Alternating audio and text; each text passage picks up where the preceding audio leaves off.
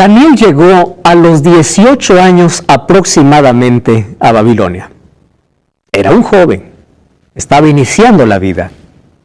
Sin embargo, el tiempo pasó y ahora Daniel tiene ya 53 años.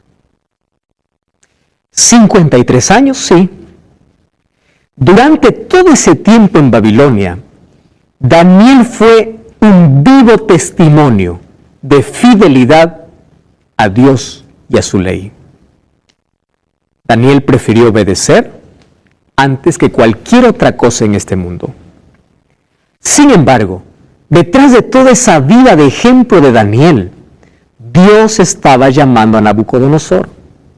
Dios quería salvar a Nabucodonosor. La pregunta es, ¿cuánto tiempo Dios va a esperar para que un ser humano se convierta? ¿Un año? 35 años. Yo imagino a Daniel más de una vez sentado allí en ese palacio, sirviendo a Nabucodonosor, contemplando allí a esa majestad, a ese rey. Y de vez en cuando allí mientras le miraba recordaba todo lo que Dios hizo para llamar la atención de Nabucodonosor. Recuerdan el capítulo 1, Dios le mostró que Dios puede hacer 10 veces mejor a alguien que se entrega a Él.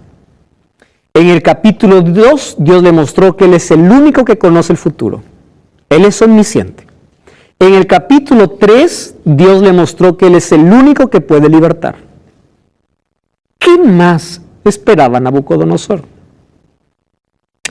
Yo no sé cuántas oportunidades ustedes han tenido en la vida tan claras para convertirse al cristianismo o para aceptar a Cristo en la vida. Nabucodonosor tuvo tantas maravillas delante de sus ojos. Sin embargo, les digo algo.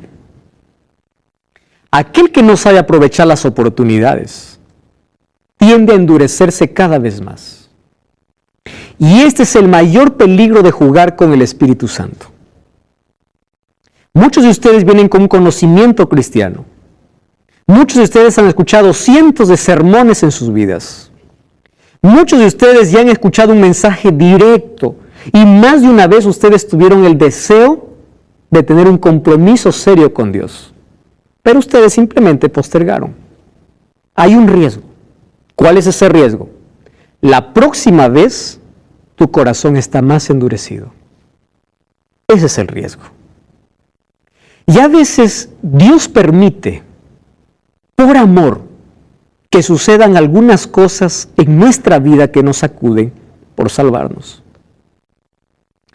Hace algunos años yo visité un hospital a una mujer que era joven, 44, 45 años.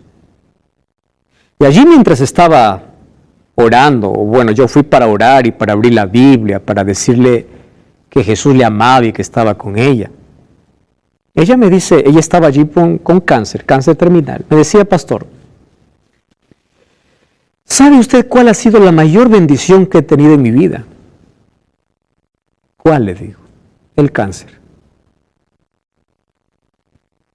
A mí me preocupó, ¿verdad? Solo un masoquista puede amar el dolor. ¿Cómo que el cáncer ha sido la mayor bendición de tu vida? Y ella me decía así, mire pastor, antes del cáncer, yo no oraba. Yo no abría la Biblia. Yo llevaba una religión rutinaria. Cuando supe que tenía cáncer, me dio tanto miedo que cada día aprendí a vivir como si fuese el último día de mi vida. Ahora, dígame, pastor, si no es una bendición. Si yo hubiese muerto antes de tener cáncer, yo estuviera perdida. Pero si yo muero ahora, yo sé que soy salva. Porque ahora tengo una relación viva con Dios. Yo quedé reflexionando en esa bendición. Hoy vamos a ver los métodos que Dios usa para salvarnos. ¿Saben por qué? Porque Dios nunca desiste de un pecador que ama. Hasta el último minuto de su vida le va a dar oportunidad para que se salve. Si alguien no se salva, no es porque Dios no le dio oportunidad, fue porque siempre se rebeló contra Dios. el fuego no está preparado para los seres humanos. El fuego está preparado para el diablo y sus ángeles. Y usted se preguntará, ¿por qué habrán seres humanos allí también junto con el diablo y sus ángeles? Porque ellos eligieron voluntariamente rechazar la salvación y unir su destino con el diablo. No fue porque Dios no quiso salvarlos, fue porque rechazaron siempre oportunidades. Ahora miren el capítulo 4 del libro de Daniel. Versículo 1, dice así: Nabucodonosor, rey, a todos los pueblos, naciones y lenguas que moran en toda la tierra, ¿qué cosa dice? La paz sea multiplicada. Ustedes saben que Daniel tiene 12 capítulos, pero de los 12 capítulos hay un capítulo que Daniel no escribió, y es este, el capítulo 4. El capítulo 4 no fue escrito por Daniel, sino fue escrito por Nabucodonosor. Y uno puede decir, ¿no? ¿Qué hace un rey pagano escribiendo en un libro inspirado? Entonces ahora ya no creo, porque si escribió Nabucodonosor un idólatra, un asesino, ¿cómo va a creer que la Biblia es un libro inspirado? Miren, el capítulo 4, Nabucodonosor escribe después de su conversión a Dios. ¿Cuántos años Dios trabajó en el corazón de Nabucodonosor? 35 años. Mientras Daniel estaba en el palacio, todos los días Dios le hablaba a Nabucodonosor a través de Daniel. ¿Cuántos años tú estás escuchando un mensaje de Dios? Tú sabes que Dios prepara a un Daniel que esté siempre de nuestro lado. Ese Daniel puede ser tu esposa que te dice, vamos a la iglesia. Ese Daniel puede ser tu hijito, tu hijita que te dice, papá, mamá, vamos a estudiar la Biblia. Ese Daniel puede ser tu vecino que te dice, quiero hablarte de Jesús. Ese Daniel puede ser la TV Nuevo Tiempo que te invita a seguir a Jesús. Ese Daniel puede ser este programa de Biblia Fácil invitándote a rendir a Jesús. Pero todos tenemos un Daniel que nos habla y que nos dice, es hora de rendirse a Jesús. 35 años Daniel habló a Nabucodonosor. Dios habló a Nabucodonosor mediante Daniel. Ahora Nabucodonosor se convierte y escribe este capítulo. Lo que me sorprende es la manera como inicia. ¿Ustedes se acuerdan quién era Nabucodonosor? Un temperamental, iracundo, que aquel que no le obedecía, ¿a dónde le mandaba? A la muerte. Ahora ustedes imaginen, ese rey que dio tanto miedo, terror, ese monstruo de rey, porque era un rey sanguinario, ahora viene y dice, paz. ¿No les parece un cambio radical en la vida de este hombre? Las otras veces que Nabucodonosor aparecía para matar, aparecía para amenazar. Ahora, ¿para qué aparece? Para dar paz. Tanto se parece su carta a la de un hombre. Vayan a Gálatas capítulo 3. Miren el Nuevo Testamento. Gálatas capítulo 1, versículo 3. Gálatas 1:3 dice así: gracia y paz sean a vosotros. ¿Saben quién está escribiendo el libro de Gálatas? Pablo. Si ustedes adelantan un libro, Efesios, el siguiente libro después de Gálatas, Efesios capítulo 1, versículo 2 dice, gracia y paz, usa dos palabras, Yaris, Shalom, paz, Charis, Yaris, gracia y paz. ¿Y qué cosa dice Nabucodonosor? Paz a todos ustedes. ¿En qué momento Nabucodonosor cambió?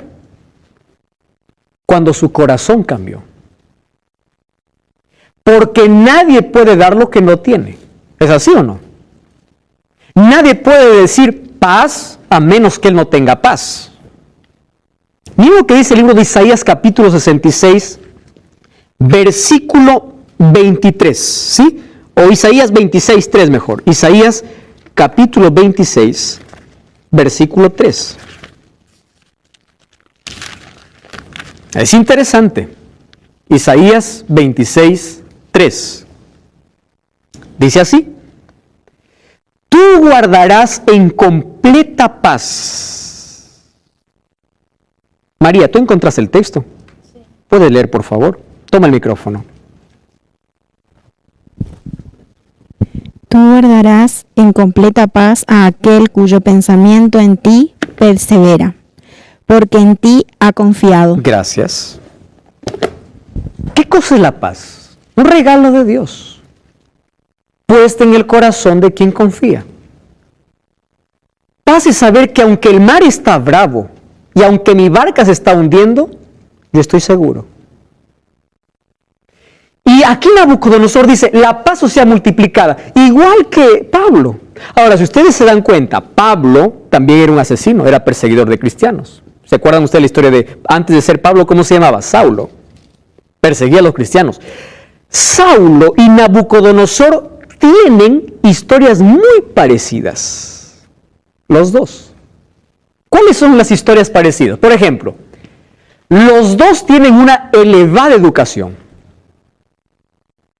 Los dos eran respetados. Los dos persiguieron a los fieles de Dios. Pablo persiguió a los primeros cristianos. Nabucodonosor aquí quería matar a los cristianos. Un poder sobrenatural cambió sus vidas. Ustedes se acuerdan cuando Saulo estaba yendo a Damasco y allí se le apareció una luz en el camino y le dijo, Saulo, Saulo, ¿por qué me persigues? Y allí le dice una expresión interesante, le dice, duras cosas te es dar contra el aguijón. Es decir, cuando rechazas a Dios te estás golpeando a ti mismo. Estás luchando con alguien que no puedes. Es mejor rendirse. Ustedes saben que nos han enseñado siempre a no rendirse. Yo le voy a decir algo, nunca se rindan en ningún aspecto de la vida. Pero si hay que rendirse, hay que hacerlo en el lugar correcto, a los pies de Cristo. Cuando te rindes a Cristo, ganas. Interesante. Cuando te rindes ante otros asuntos de la vida, pierdes. Pero si te rindes a Cristo, ganas. Pablo se rindió y dijo, ¿quién eres, Señor? Yo soy Jesús. ¿Y qué le preguntó? ¿Qué quieres que haga? Interesante. Ándate a la ciudad, yo te voy a decir qué tienes que hacer. Nabucodonosor se rindió también a Dios. ¿Pero cómo? Saulo tuvo que caer de su caballo, experimentar el golpe, lamer el polvo de la tierra para reconocer ¿a quién? A Dios. ¿Y qué pasó entonces con Nabucodonosor? Él comienza a contar su historia. Nabucodonosor, o allí Daniel capítulo 4, versículo 4. Eva, ¿puedes leer, por favor? Yo, Nabucodonosor, estaba tranquilo en mi casa y floreciente en mi palacio. Genial, gracias. ¿Quién está escribiendo este capítulo? Nabucodonosor. ¿Qué cosa está contando? La historia, cómo Dios trabajó con él. Y dice, yo un día, dice, ¿no? Estaba allí tranquilo en mi casa, floreciente en mi palacio, y tuve un sueño que me espantó. Allí mientras estaba en la cama, las imaginaciones y visiones de mi cabeza me turbaron. Y el versículo 6, ¿qué cosa dice? ¿Puedes leer, por favor, Daniel, versículo 6? Toma el micrófono. Daniel capítulo 4, versículo 6. Dice, por eso te mandé que vinieras delante de mí todos los sabios de Babilonia, para que nos tracen en la interpretación del sueño.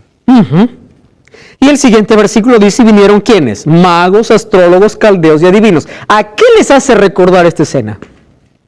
Al capítulo 2. ¿Se acuerdan que en el capítulo 2 también tuvo un sueño? ¿A quién mandó llamar Nabucodonosor?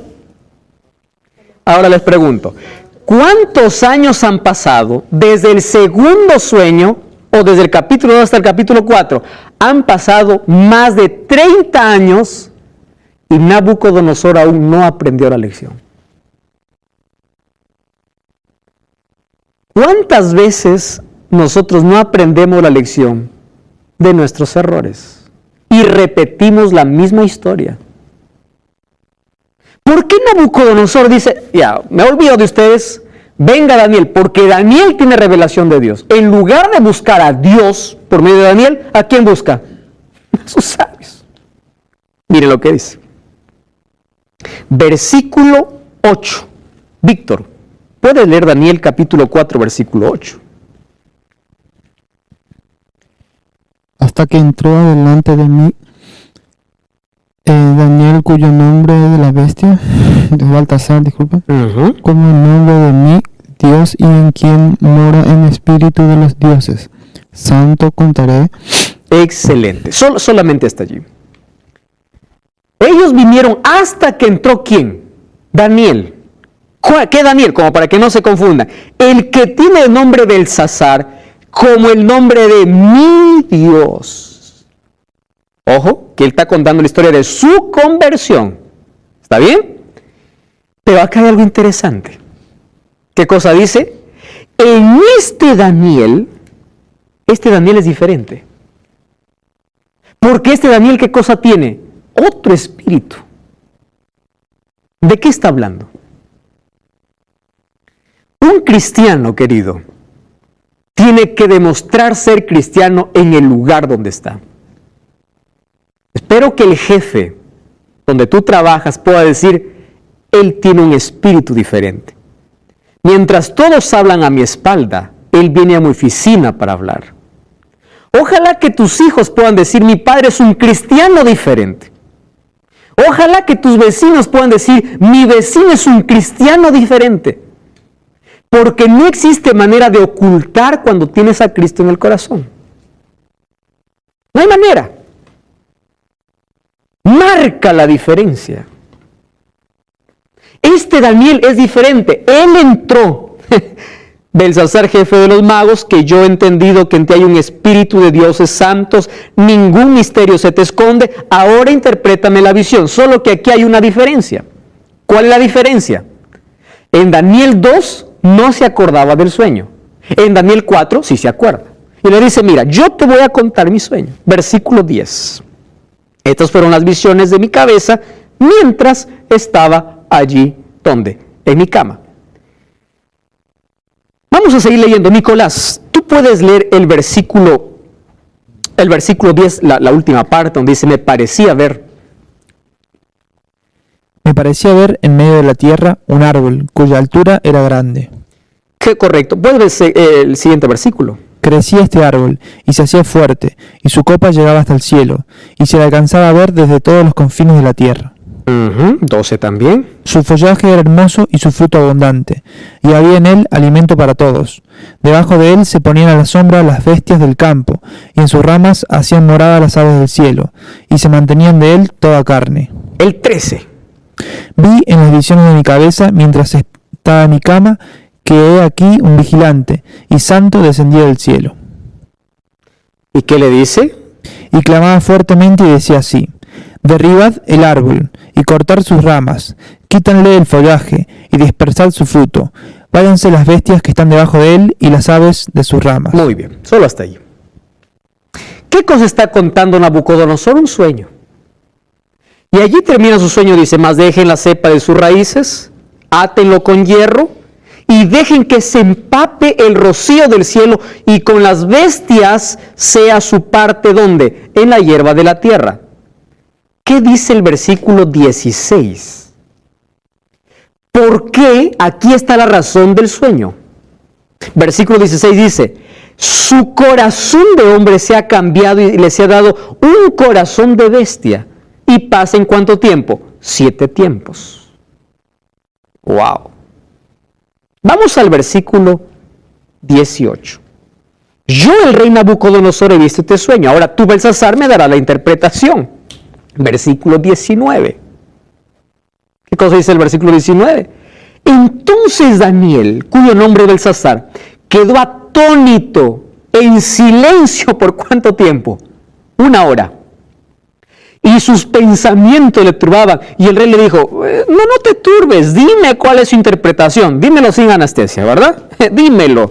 Yo quiero saber cuál es la verdad. Yo ya sé cómo es tu interpretación. Versículo 20. El árbol que viste, que crecía, que se hacía fuerte, etcétera, etcétera. Versículo 22 dice, tú eres. ¿Recuerdan el capítulo 2 a quién representaba la cabeza de oro? Tú eres la cabeza. Ahora, ¿quién es el árbol? Tú eres el árbol. Te hiciste fuerte. Creciste. Creció tu grandeza. Pero creció mucho tu grandeza. Te enalteciste hasta llegar al cielo. Es decir, tu soberbia es tanta que llega hasta Dios. Tu orgullo es tanto que llega, tu dominio y tu orgullo llega hasta los confines de la tierra. Entonces, versículo 24, esta es la sentencia, oh rey, el Altísimo ha venido para ti para decir. Ahora escuchen algo. Lo que él está diciendo, él está sacando todo lo que tenía en su corazón y la capacidad que él tenía. Se dice que entre los reyes del antiguo cercano oriente no existió un mejor rey constructor que Nabucodonosor. No existió mejor rey que este. Un rey inteligente, capaz. Pero ¿qué cosa le destruía? El orgullo. Puede ser que yo esté hablando hoy para alguien que se cree muy inteligente como para no abrir la Biblia y decir esto no es para mí. Hay tanta gente que se siente tan capaz que desprecia la palabra de Dios. Hay tanta gente que se atreve a decir que la Biblia es para ignorantes y para ociosos. Ten cuidado con aquello que llamas tu capacidad, tu gloria, tu inteligencia, tu poder. Ten cuidado con los títulos que exhibes en la pared. Si es para ayudar, para servir, genial, qué bien, que Dios te bendiga. Pero si es solamente para relucir tu capacidad y para humillar a los demás, ten cuidado. Porque la Biblia dice, Dios resiste a los soberbios y da gracia a los humildes. Él dice, esta es la gran Babilonia que yo construí. Versículo 31. Mira lo que dice el versículo 31. Aún estaba hablando la palabra en mi boca cuando vino una voz del cielo que dice, a ti se te dice, rey Nabucodonosor, el reino se te es quitado, de entre los hombres te arrojarán, con las bestias del campo será tu habitación, como a los bueyes te apacentarán, pasarán 7 tiempos, la palabra tiempos aquí equivale a 1 año, 7 tiempos pasarán sobre ti, hasta que reconozca la misma palabra de ¿qué? De la visión. Versículo 33 que dice, en la misma hora se cumplió la palabra sobre Nabucodonosor. Y fue echado entre los hombres, comía hierba como los bueyes, su cuerpo se empapaba del rocío del cielo, hasta que su pelo creció como plumas de águila y sus uñas como las de un ave. Ustedes saben que esta es una enfermedad que existe hasta hoy. Esto es un asunto clínico, un asunto que los médicos tienen que curar a las personas que tienen este tipo de trastorno mental. Ahora, en investigaciones que se han hecho, existe una enfermedad que se llama licantropía clínica. Otros lo llaman boantropía. ¿En qué consiste? En que la persona piensa que es un animal y se comporta como un animal. Eso es un tipo de locura.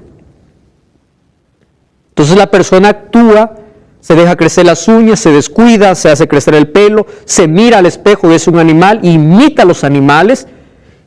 Y Nabucodonosor llegó al punto de ¿qué? De irse incluso a dormir con los animales. Ustedes saben que hay registros que fueron encontrados. Hoy la arqueología puede dar evidencia de eso, donde los documentos extrabíblicos hablan de que el rey de un momento a otro desapareció, confirmando aquí lo que dice la Biblia. Aquella majestuosidad, aquel poder, aquel orgullo se vino por los suelos y se fue hasta parar a ser como un animal. Ahora fíjense una cosa. Cuando Nabucodonosor estaba en el trono, se creía que era el rey de todo y que él estaba por encima de Dios. Cuando Nabucodonosor se convirtió en un animal, recién reconoció quién es Dios. Miren lo que dice el versículo 34. Dice así: mas al fin del tiempo, yo, Nabucodonosor, alcé mis ojos al cielo y mi razón me fue devuelta. ¿Y qué cosa dice? Bendije al Altísimo, alabé al Altísimo, glorifiqué al que vive para siempre, cuyo dominio es sempiterno y su reino por las edades. ¿Qué cosa decía antes de su conversión? Esta es la Babilonia que construí para mi gloria, para mi majestad. Ahora mire cómo se invierten las palabras. Ahora yo bendigo y alabo al que es altísimo. Es decir, Nabucodonosor ya no se mira a él. ¿A quién está mirando? A Dios. Ahora yo quiero que ustedes puedan acompañarme en el siguiente racionamiento. Cuando el ser humano no mira a Dios, es porque está mirándose a sí mismo. Y yo les voy a decir cuál es el peligro. Cuando el ser humano saca los ojos de Jesús y se mira a sí mismo, ¿saben a quién empieza a mirar? A los demás. Y empieza a compararse con los demás, porque sacó los ojos de Dios. Y dice, él es más pecador que yo soy más bueno que él es malo. Porque él está mirándose así.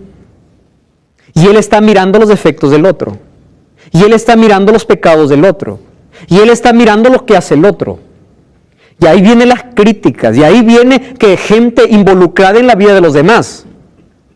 La gente que se mira a sí mismo, la gente que mira a los demás para criticar, es porque sacó sus ojos de Dios.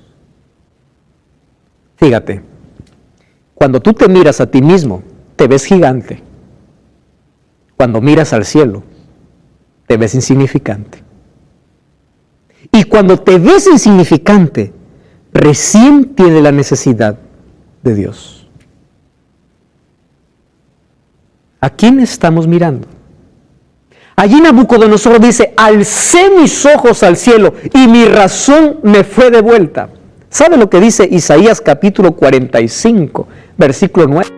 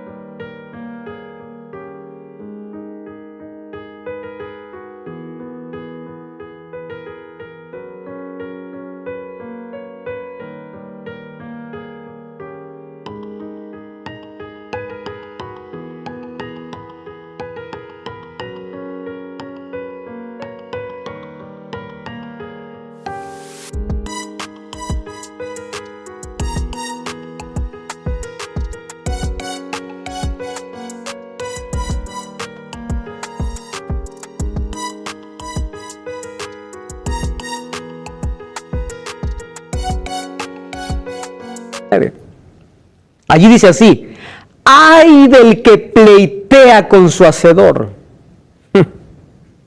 ¿Qué más dice?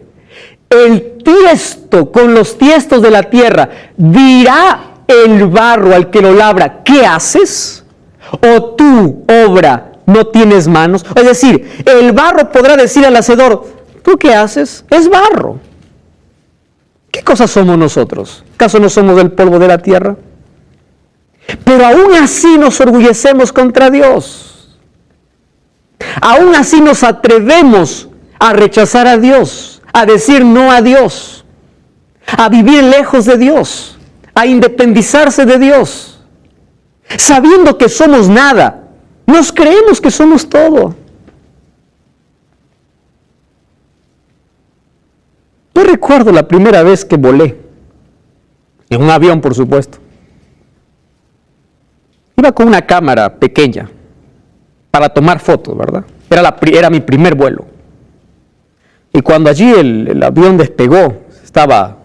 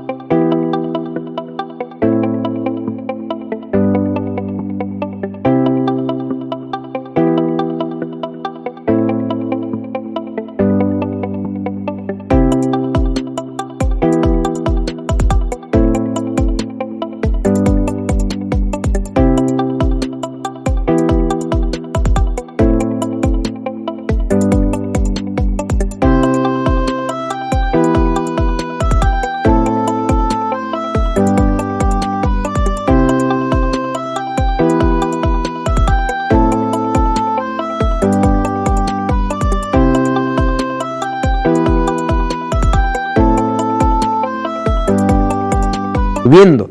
Yo cuando estaba allí en la tierra, yo miraba gigantes, miraba los edificios enormes. Entonces el avión empezó a elevarse, y yo empezaba allí con la camarita que tenía, ¿verdad? Hacer zoom, zoom, zoom.